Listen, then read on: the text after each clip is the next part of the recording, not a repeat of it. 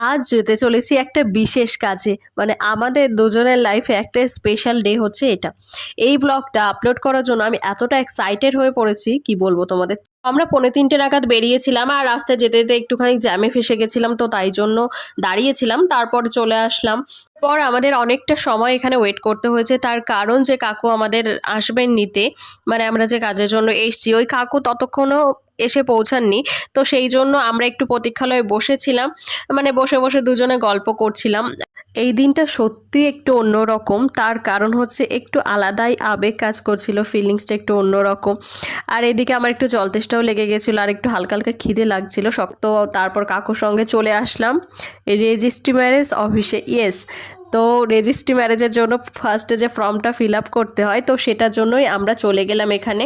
তো তারপর এইখানে আমরা অফিসের ভেতরে চলে এলাম, আর ভেতরে এসে আমাদের কাগজপত্র নিয়ে এখানে বায়োমেট্রিক চলছিল। তো তারপর আমরা এখানে বসেছিলাম, আর মাঝখানে আমাদের যে জিনিসটা একটুখানি মানে আমরা আগে থেকে জানতাম না, তো সেখানে আমাদের আলাদা সাইজের ফটো লাগবে, তো তাই জন্য আমরা চলে গেলাম আর ও ফটো তুলে নিচ্ছে এখানে।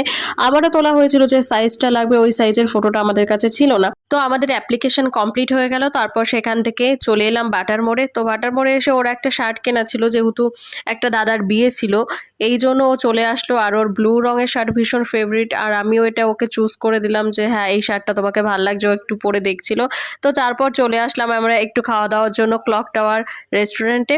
এই রেস্টুরেন্টটা যেদিন থেকে ওপেনিং হয়েছে সেদিন থেকে আমাদের দুজনেরই ভীষণ ইচ্ছে ছিল যে আসবো। তো ও যেহেতু চাকরি সূত্রে চেন্নাইতে থাকে, এই জন্য তো যখন মানে ইচ্ছা করলো তখন তো আসার সেটা সুযোগ হয় না, তার কারণ ও যখন বাড়িতে আসবে ছুটিতে তখন দুজন একসঙ্গে যাব।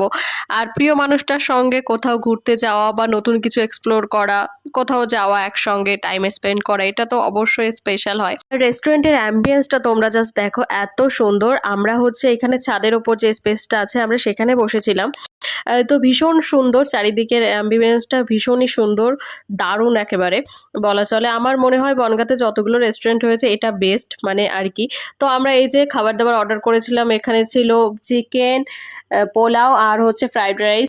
প্রিয় মানুষটা যখন আসবে শুনি যতটা না আনন্দ হয়, যাওয়ার সময় না ঠিক মনটা ততটাই খারাপ হয়ে যায়। এই যে কাটানো সময়গুলো এতটা ভালো লাগে, আর এই দিনটা ওর প্রতি আমার এতটা মায়া লাগছিল, আমি তোমাদের বলে বোঝাতে পারবো না।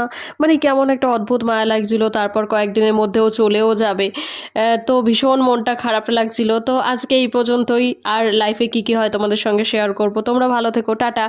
আর আশীর্বাদ করো সারা জীবন যেন এভাবেই হাসি খুশি থাকতে পারি।